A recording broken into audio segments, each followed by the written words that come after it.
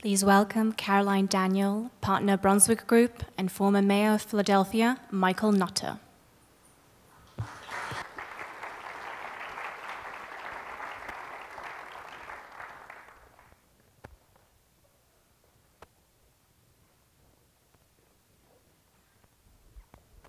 Good evening, everyone.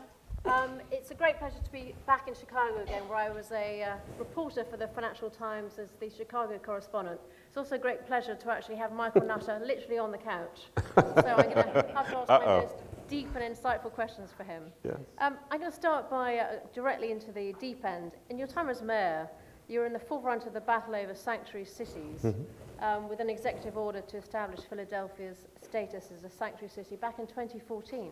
But did you ever imagine it would lead to this enormous political battle with Donald Trump that we're seeing right now? Well, in 2014, I could never have imagined that Donald Trump would be president. So, no, I didn't see that one coming.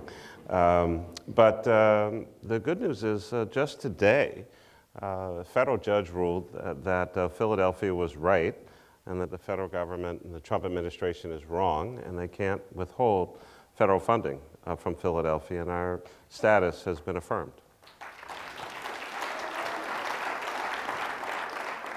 So does that mean it's job done? This issue is going to go away. We've won. With this administration, I would doubt it.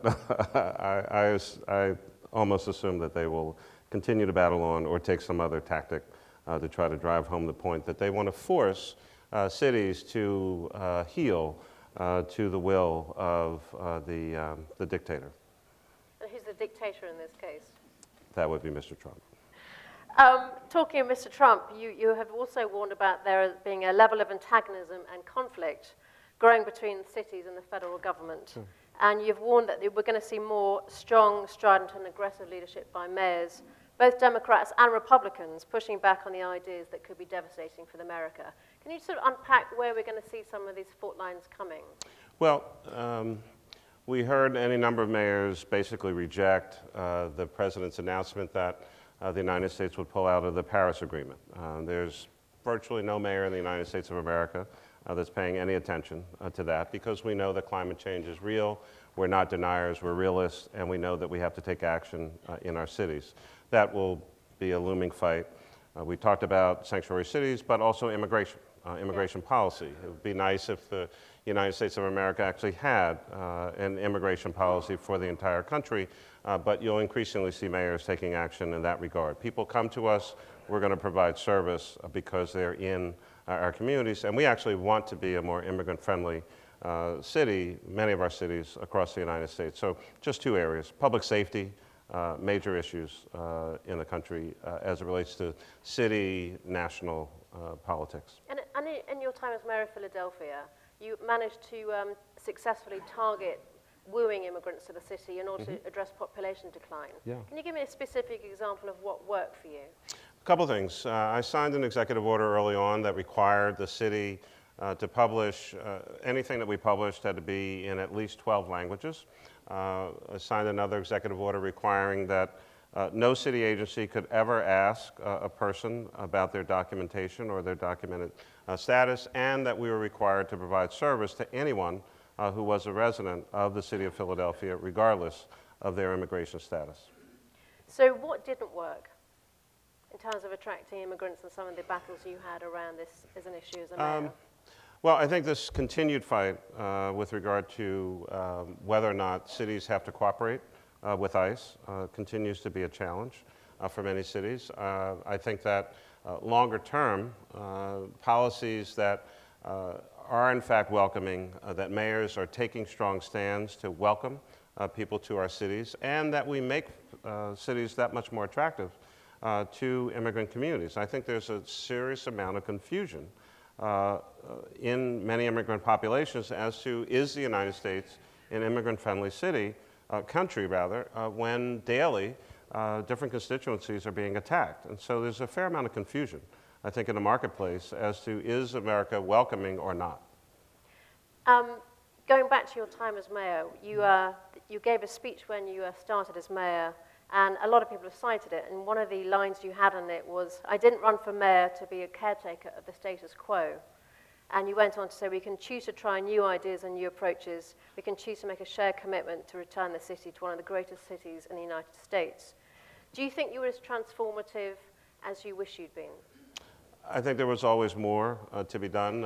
Unlike Chicago, Philadelphia has term limits, 2 terms, 2 4-year terms, and then, you know, thank you for your service and, you know, have a nice life. I'm wondering why the audience is laughing at this point, but... Because we're in Chicago, which does not have term limits. Good luck, Mayor Emanuel. I just needed you to spell that out for me. Yeah, I know. I wanted greater reductions in crime. I wanted greater increases in high school graduation, more college degree attainment. I wanted more jobs. I wanted even more population growth. And so I think that this is the kind of work, the work is really never done. There's always more to do, but you should set goals. I wanted to be the #1 green city in America, inspired by prior mayor, Mayor Daley, and much of the work done here in Chicago. And I think Philadelphia attained a certain status in the country and the world in that regard. So mayors borrow ideas from each other all the time for our own agendas back home. And what's your advice to Rahm at the moment? That I don't give mayors advice in public, and that I wish him very well in the election next year. And one of the things I also read about you is, it was an article in the City paper in Philadelphia when you were first in office called, the title was Hail to the Nerd. And it mentioned that you did a lot of homework and that you also read every document. But also ask the question about whether that's being too much of a micromanager as a mayor. I wonder if you can reflect on that, about the role of being a mayor. Yeah, I think a lot of that was a little bit of carryover from my time in city council, where I really did read every document. It is impossible to read every document as mayor, but I thought it important as mayor of the 5th largest city in the United States of America to at least be well informed on certain things. And for things I really cared about, I wanted to be knowledgeable. I was blessed with a tremendous team and gave them full reign to run their departments and agencies, and I was the beneficiary of much of their work. And you said being a mayor is the best job in America. Yeah. Can you just give me a sort of flavor of why? Well, you can get stuff done. You can make things happen. You can see the impact of your work in real time. Whether it's, you know, I mean, the day-to-day, picking up trash, filling potholes, but, you know, I had a 31% reduction in homicides during my 8-year span. There are people alive in Philadelphia because of the work that we did. There are young people who graduated from high school. They went on to college. There are public employees in our Returning to Learning program who went back to school because I tried to heavily emphasize and created programs to encourage folks who had maybe some college but didn't finish to go back to school. You know, you can see it in the, you know, where upon summer, you know, you go to rec centers, you go to libraries, you see young people thriving and growing. And so it's, being mayor is a very personal job. It's day to day. It's hard to believe, but I go to the barbershop. You have conversations with people about, you know, things that they really care about. You go to the supermarket and folks catch you in the aisle and, you know, want to have discussions. It's a very hands-on, day-to-day, real job. You can get stuff done. We used to talk about GSD, but we're in a public forum, so we made it stuff instead of something else. So I know we're about to be out of time, yeah, unfortunately, yeah, but I wonder if being a mayor is the best job in America politically, what is the worst job in America politically? Yeah, I think at the moment it's got to be being a member of the House of Representatives. And I'm glad there are people there, and I've got really good friends in the Congress, but, you know, I mean, I would probably just, I'd probably slit my throat if I was a member of Congress. You know, I mean, what do you do? What are you in charge of? What are you making happen? I mean, you know, I got the amendment to the Article 3 of the subpart of the section, and, you know, widows will get puppies when they turn 75 or something like that. I mean, I just couldn't deal with that on a day-to-day basis. So you're not going to run as a politician in Washington then? No. I'm going to help other people get elected. I won't run for another office.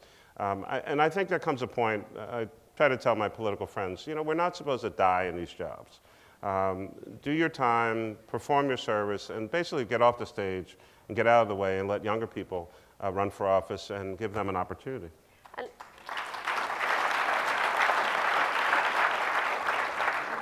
unfortunately, just giving my fantastic exit line, unfortunately, we do have to get off the stage. Yeah. Can you join me in thanking Mayor Nutter?